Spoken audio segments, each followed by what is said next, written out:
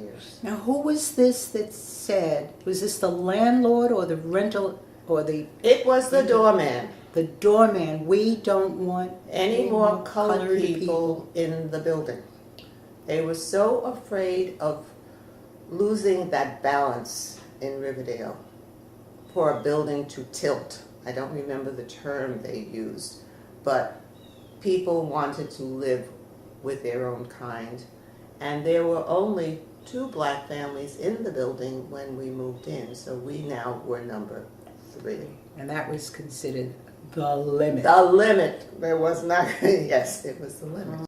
How are your neighbors here? I love my neighbors. I feel blessed to have friends who are neighbors and neighbors who are friends. I feel happy I know my doormen. I feel good that I can go to stores that have not been forced out of the neighborhood and remember them, remember what they were like.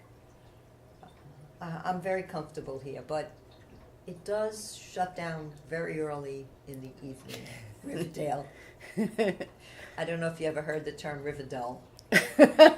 No, I haven't. Well, it's a good term, Riverdale. But as I'm older, I need less and less of a nightlife. So closing down early, I close down early too.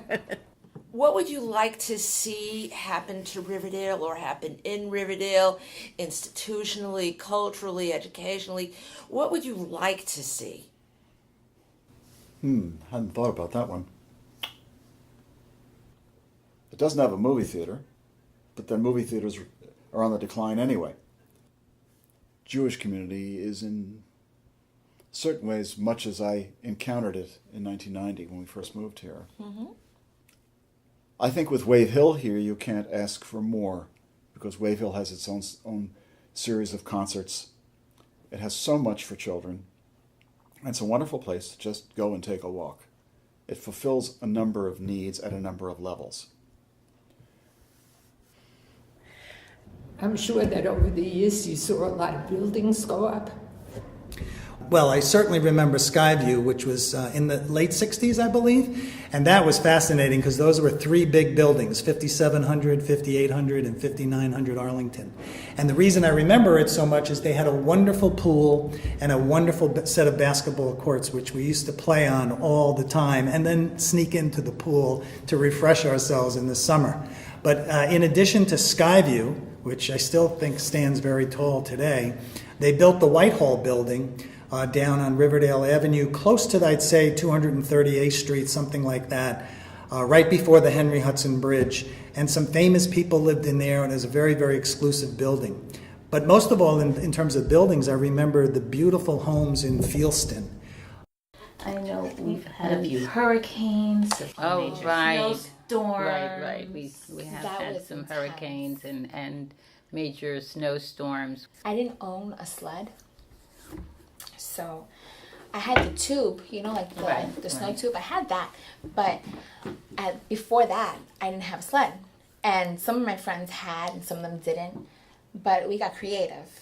So the back of Key Food, there's like a little driveway, and then there's like all these trees, and people behind walk the sky view. Yeah, and they sometimes like walk up, the tree, like the woods, Right. to get to Skyview.